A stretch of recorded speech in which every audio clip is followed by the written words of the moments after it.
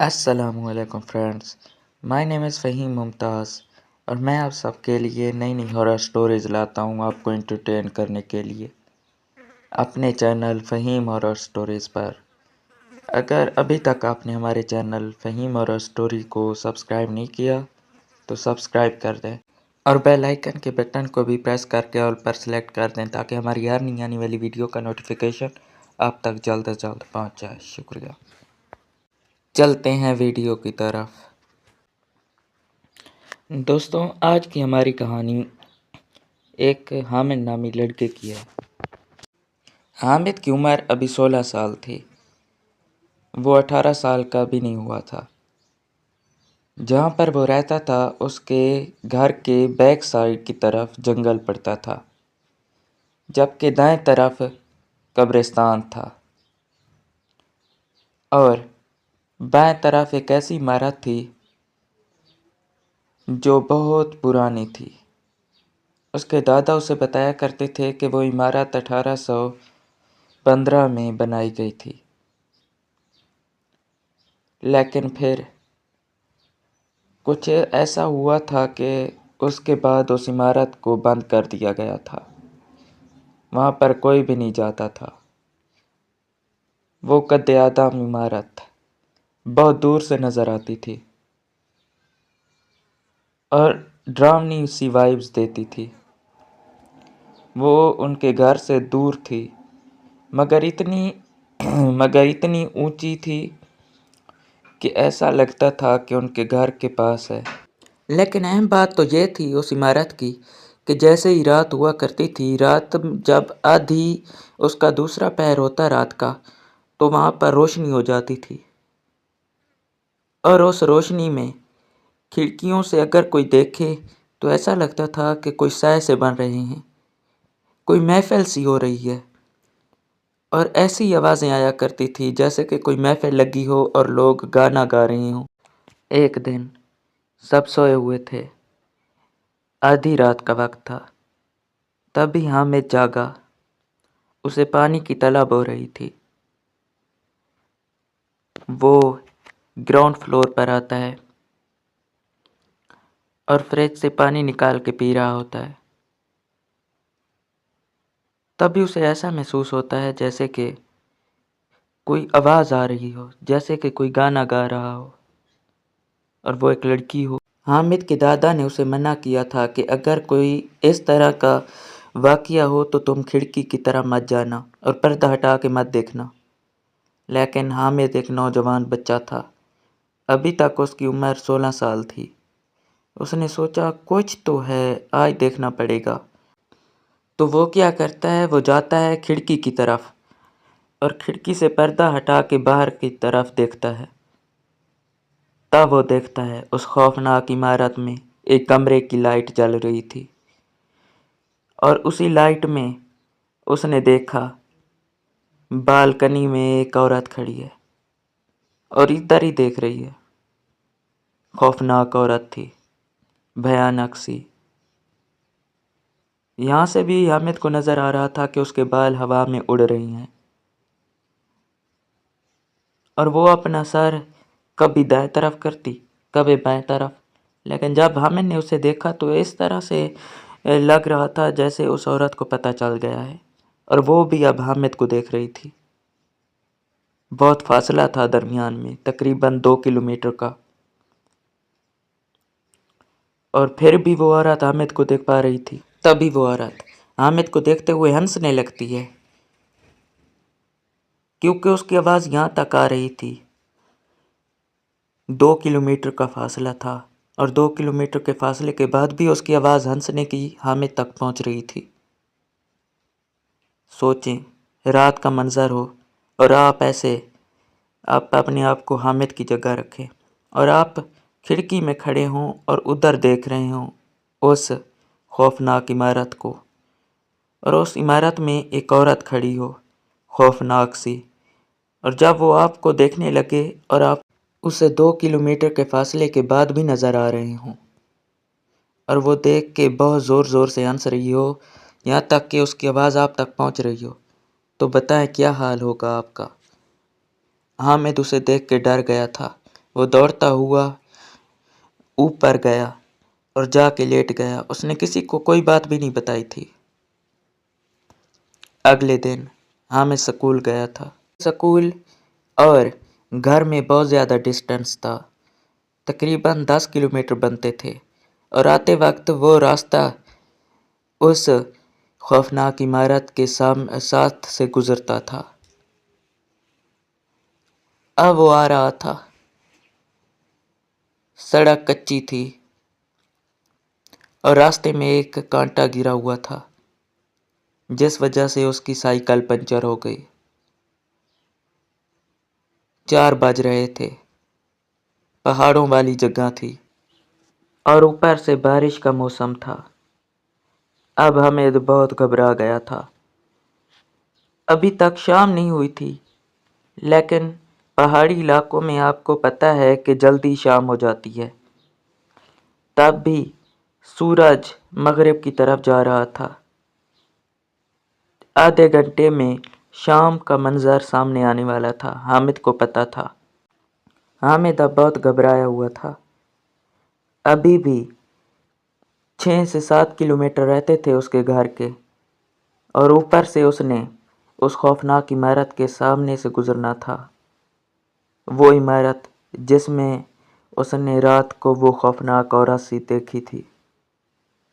یقیناً وہ ایک عورت نہ تھی، بلکہ کوئی چڑیل تھی۔ حامد کو اب پتہ چل چکا تھا کہ اسے گھر تک جانے کے لیے تقریباً 1 گھنٹہ اور 25 منٹ تو لگ ہی جائیں گے، اور اوپر سے اس نے اس خوفناک عمارت کے سامنے سے گزرنا تھا۔ شام ہونے والی تھی، شاید اسے گھر تک جاتے جاتے رات ہو جاتی۔ حامد اب کچھ بھی نہیں کر سکتا تھا۔ وہ چلتا ہوا جا رہا تھا۔ شام ہو چکی تھی اور اب وہ اس عمارت کے سامنے پہنچنے والا تھا۔ وہ عمارت اسے بہت خوفناک سی لگ رہی تھی۔ اب تو اسے پتہ بھی تھا، اس نے خود دیکھا تھا رات کو اس عورت کو، اور وہ اب اس عمارت کے سامنے سے گزر رہا تھا۔ تب بھی اس نے دیکھا وہی والی کھڑکی جو رات کو کھلی تھی، کھلتی ہے، اور اس میں سے ایک عورت اسے جھانک کے دیکھتی ہے۔ یہ وہی عورت تھی جس کو اس نے رات کو دیکھا تھا، اور اسے دیکھ کے سر ہلانے لگتی ہے جیسے وہ اس کا انتظار کر رہی ہو، اور اسے اشارہ کرتی ہے آ جاؤ۔ حامد دوڑنے لگتا ہے، سائیکل وہیں پھینک دیتا ہے۔ دوڑ رہا تھا حامد۔ ابھی 2.5 کلومیٹر رہتے تھے اس کو گھر تک پہنچنے کے لیے۔ اس کا گھر ایک پہاڑ کی چوٹی پر تھا، اور پہاڑ پر چڑھنے کے لیے انسان کو ٹائم لگتا ہے۔ تبھی وہ پیچھے کی جانب دیکھتا ہے کہ 4 کتے ہیں، خوفناک سے، بڑے بڑے، اور وہ حامد کے پیچھے دوڑ رہے ہیں۔ حامد کی اب تو حد بھی نہ تھی، وہ بہت ڈر چکا تھا۔ اسے لگ رہا تھا کہ کہیں ایسا نہ ہو وہ یہیں پر گر جائے۔ اس کا دل زور زور سے دھڑک رہا تھا۔ تبھی اس کی نظر اس عمارت کی جانب جاتی ہے۔ دیکھتا ہے اس کھڑکی میں بہت بڑی اور خوفناک سی عورت کھڑی ہے، اور اسے دیکھ کے ہنس رہی ہے اور کہہ رہی ہے، دیکھا تھا نا تو نے مجھے رات کو؟ دیکھا تھا نا؟ اب تو تمہیں نہیں چھوڑوں گی، کچا چبا جاؤں گی تمہیں، کچا چبا جاؤں گی۔ اور اس کی آواز ہمیں تک پہنچ رہی تھی۔ پیچھے سے وہ کتے خوفناک سے اس کی جانب دوڑ رہے تھے۔ تبھی وہ دیکھتا ہے اس کا دادا ادھر ہی آ رہا ہے۔ وہ گاڑی پر تھا، اور حامد کو دیکھ کے کہ وہ دوڑ رہا ہے، اس کے پاس آ جاتا ہے اور کہتا ہے، بچے تمہیں کیا ہو گیا ہے؟ کیوں دوڑ رہے ہو؟ اور تمہاری سائیکل کہاں ہے؟ تب حامد پیچھے کی طرف اشارہ کرتا ہے۔ پیچھے کچھ بھی نہیں ہوتا، نہ وہ ونڈو کھلی ہوئی ہوتی ہے، نہ وہ عورت، اور نہ وہ خوفناک سے 4 کتے جو حامد کے پیچھے دوڑ رہے تھے۔ وہ دادا کو ساری بات بتاتا ہے۔ اس کے دادا کہتے ہیں، مجھے لگا تھا کچھ نہ کچھ تو گڑبڑ ہوگی، کیونکہ بہت وقت ہو گیا تھا اور تم ابھی تک گھر نہیں پہنچے تھے، اس لیے میں یہیں آ رہا تھا۔ اللہ کا شکر ہے کہ میں پہنچ گیا۔ حامد بہت ڈر گیا تھا۔ اگلے دن اس کے دادا اسے ایک مولوی صاحب کے پاس لے جاتے ہیں۔ وہ حامد کو کوئی تعویذ دیتا ہے اور کہتا ہے انشاءاللہ تم ٹھیک ہو جاؤ گے، اور اگلے 40 دن تک تم نے اس عمارت کے سامنے سے نہیں گزرنا، اور نہ ہی تم نے گھر سے اس عمارت کو دیکھنا ہے، خاص کر رات کو۔ حامد کہہ دیتا ہے ٹھیک ہے، اور مولوی صاحب اسے تاکید کرتے ہیں کہ اگلے 5 دن تک تم نے میرے پاس آنا ہے دم کروانے کے لیے۔ اللہ نے چاہا تو بالکل تم ٹھیک ہو جاؤ گے۔ حامد اسے سلام کر کے چلا جاتا ہے۔ اب حامد کو سکول بھی جانا تھا، اور وہ سکول سے چھٹیاں بھی نہیں کر سکتا تھا کیونکہ اس کے پیپر چل رہے تھے۔ وہ بہت پریشان تھا۔ حامد اگلے دن سکول نہیں جاتا اور گھر پر ہی رہتا ہے۔ وہ والا دن وہ گھر پر ہی گزارتا ہے، یہاں تک کہ وہ باہر بھی نہیں آتا۔ رات ہو چکی تھی۔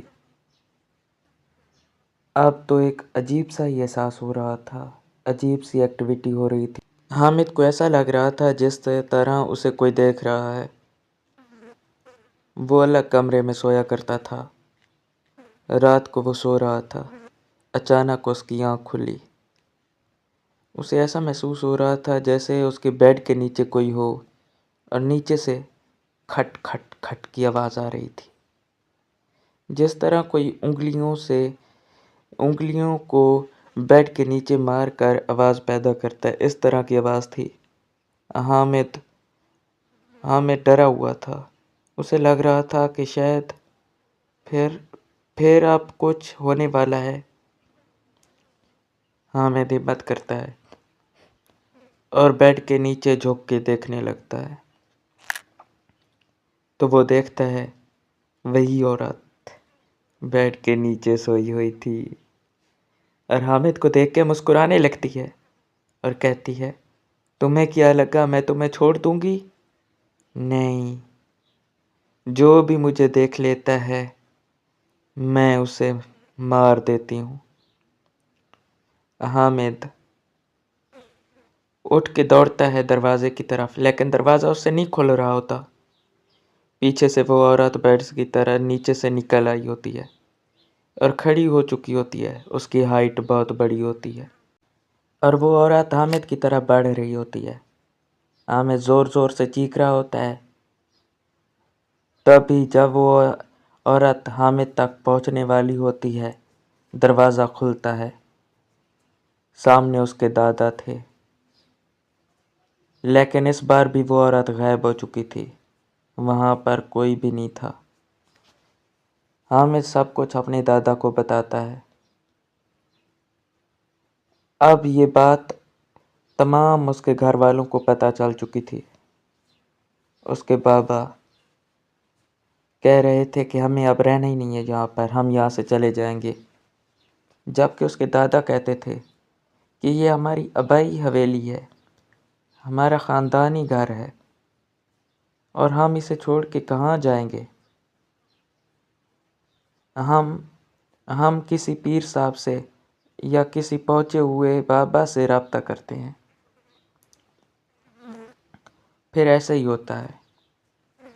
اس کے دادا ایک پیر صاحب کو گھر لے آتے ہیں۔ وہ پیر صاحب جب گھر آتے ہیں تو حامد کو دیکھتے ہیں اور کہتے ہیں کہ رات 12 بجے اس پر میں ایگزورسزم کروں گا، اور مجھے وہ عورت نظر آ رہی ہے، وہ چڑیل، بہت خوفناک ہے۔ وہ اب بھی حامد کے ساتھ کھڑی ہے۔ انشاءاللہ رات کو میں اسے ختم کر دوں گا۔ رات ہوتی ہے، ہر طرف سناٹا تھا۔ وہ مولانا صاحب، عامل جو بھی تھے، وہ کوشش کرنے شروع کر دیتے ہیں۔ وہ حامد کو ایک گول گھیرے میں بٹھاتے ہیں اور کچھ پڑھ رہے ہوتے ہیں۔ تبھی حامد عجیب عجیب سی حرکتیں کرنے لگتا ہے اور حامد کی آنکھیں سرخ ہو جاتی ہیں اور وہ اس آواز سے بول رہا ہوتا ہے جیسے اس میں مرد اور عورت دونوں کی آواز مکس ہو گئی ہو، اور اسے کہتا ہے چلا جاؤ یہاں سے، میں تمہیں آخری بار کہہ رہا ہوں چلا جا یہاں سے، نہیں تو میں اس لڑکے کو تو ماروں ہی گی، ساتھ میں تمہیں بھی نہیں چھوڑوں گی۔ حامد، اب وہ حامد نہیں تھا، اس کا خاندان بہت ڈر گیا تھا یہ سب کچھ دیکھ کے، لیکن وہ عامل کہتا ہے چھوڑ دے اسے ورنہ میں تمہیں مار دوں گا۔ اب وہ عورت جو حامد کے شریر میں موجود تھی ہنسنے لگتی ہے، اتنی خوفناک ہنسی تھی، بہت خوفناک۔ اور تبھی بہت زیادہ سائے اس کمرے میں جمع ہو جاتے ہیں اور ایک سایہ تلوار کے ساتھ موجود ہوتا ہے اور وار کرتا ہے عامل پر۔ عامل کا سر کٹ جاتا ہے اور سب کے سب ہنسنے لگتے ہیں۔ ہنسنے کا شور اس گھر میں گونج رہا تھا۔ اب تو صبح ہوتے ہی یہ بات آگ کی طرح پورے گاؤں میں پھیل گئی تھی کہ حامد پر چڑیل کا سایہ ہے، اس عمارت والی چڑیل کا سایہ ہے حامد پر، اور وہ اس نے ایک عامل کو بھی قتل کر ڈالا ہے۔ پولیس آئی تھی اور اس کی لاش لے گئی تھی عامل کی۔ بڑی مشکلوں کے بعد حامد کے گھر والے اس کیس سے باہر آئے تھے۔ 10 دن گزر چکے تھے اس بات کو۔ اب لوگ یہاں پر رہنا بھی پسند نہیں کرتے تھے۔ جن کا بھی گھر حامد کے گھر کے پاس تھا وہ یہاں سے جا رہے تھے۔ کوئی بھی حامد سے ملاقات تک نہیں کرنا چاہتا تھا۔ جو بھی حامد کو دیکھتا تھا اس سے دور چلا جاتا تھا۔ ایک عجیب سا ہی ماحول بن گیا تھا اس گاؤں میں، ایک دہشت سی۔ لوگ 7 بجے کے بعد اپنے گھروں سے باہر تک نہ نکلتے تھے۔ اس رات شاید پتہ نہیں کیا ہونے والا تھا۔ حامد اس رات کھانا کھا رہا تھا، اس کے گھر والے بھی موجود تھے۔ تبھی انہوں نے دیکھا وہاں پر حامد کے پیچھے ایک سایہ آ کے کھڑا ہوا ہے،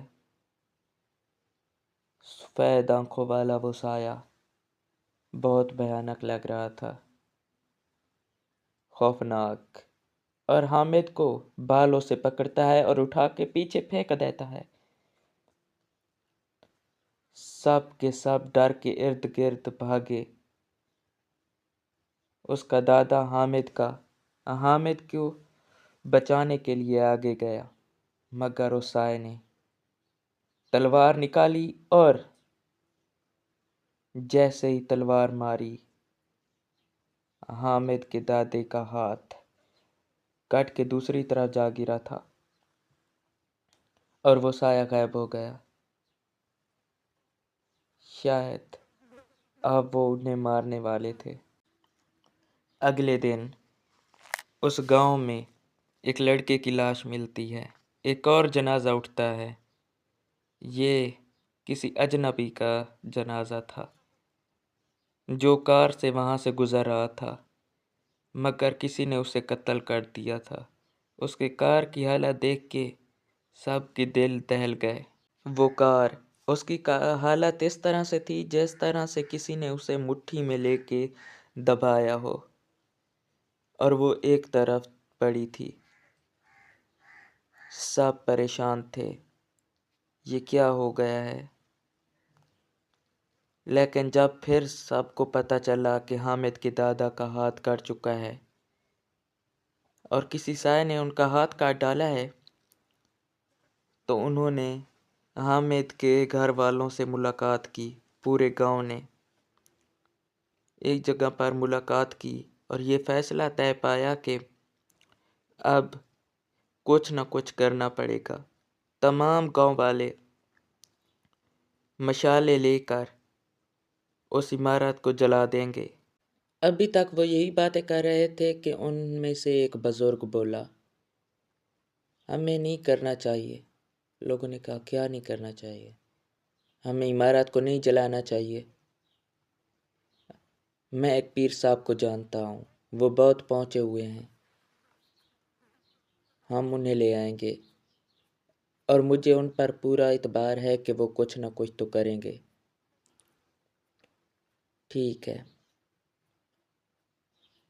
سب نے کہا ایک بار آپ پر اعتبار کرتے ہیں۔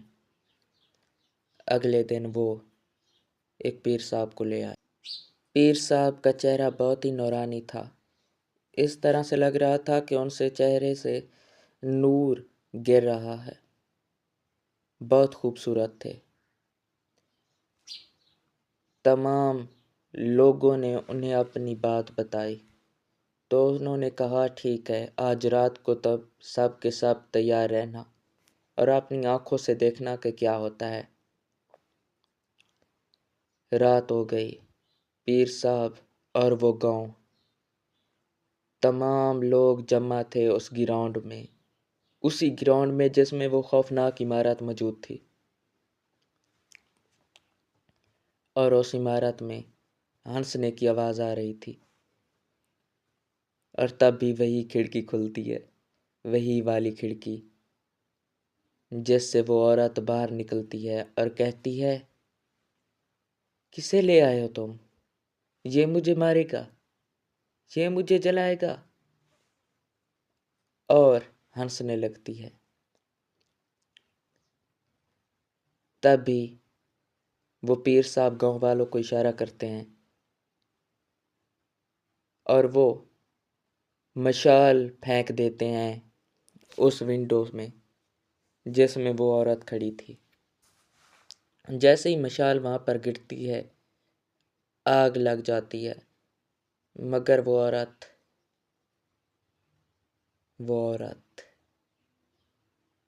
اسے بھی آگ لگ رہی تھی، لیکن وہ اندر چلی جاتی ہے، اور جب وہ واپس آتی ہے تو غصے میں تھی اور کہتی ہے، اب تمہاری باری آ گئی ہے۔ تبھی لوگ دیکھتے ہیں کہ اس کا دروازہ ٹوٹ جاتا ہے اس عمارت کا، اور اس میں سے بہت سے خوفناک شکل کے مردے نکل رہے تھے، سایہ نما، اور انہوں نے گاؤں والوں پر حملہ کرنا شروع کر دیا تھا۔ 10 گاؤں والوں کو زخمی کر دیا تھا انہوں نے۔ تبھی وہ پیر صاحب آگے آتے ہیں اور کچھ پڑھ کر ان پر پھونکتے ہیں، وہ تمام ختم ہو جاتے ہیں، سواہ بن کے گر جاتے ہیں، اور اس عورت کی طرف دیکھ کے کہتے ہیں، اب تیری باری آ گئی ہے، اور اس کی طرف ہاتھ کرتے ہیں۔ ایسا لگ رہا تھا اس کے پیر صاحب کے ہاتھوں سے ایک روشنی نکلتی ہے جو جا کے اس عورت کے ارد گرد چھا جاتی ہے، اور وہ عورت غائب ہو جاتی ہے، اور وہ کھڑکی بھی بند ہو جاتی ہے۔ پیر صاحب ایک تالا منگواتے ہیں، اس پر کچھ پڑھ کے کچھ دھاگے وغیرہ اس کے ارد گرد لپیٹ کر اس عمارت کے گیٹ پر لگا دیتے ہیں، اور کہتے ہیں، اگر کسی نے اس تالے کو کھولا تو وہ دوبارہ آزاد ہو جائے گی۔ میں نے اسے اس عمارت میں قید کر دیا ہے، اب کوئی بھی اس عمارت کی طرف نہ آئے۔ اس کے بعد حامد اور اس کی فیملی خوشی سے رہنے لگتی ہے۔ اس کے بعد نہ ہی گاؤں میں کچھ ہوتا ہے اور نہ ہی حامد کے ساتھ، لیکن اس کے دادا کا وہ کٹا ہوا ہاتھ جب لوگ دیکھتے ہیں تو انہیں وہ 15 سال پہلے کی باتیں یاد آ جاتی ہیں، وہ خوفناک قصہ جو تمام گاؤں والوں کو پتہ ہے۔ تو دوستوں، اگر آپ کو ہماری یہ کہانی پسند آئی ہو تو ہمارے چینل کو سبسکرائب کرنا نہ بھولنا اور بیل آئیکن کے بٹن کو پریس کر کے آل پر سلیکٹ کر دینا تاکہ جب بھی میں کہانی اپلوڈ کروں تو اس کا نوٹیفیکیشن آپ تک پہنچ جائے۔ شکریہ، ملتے ہیں ایک اور ایسی اور خوفناک کہانی میں۔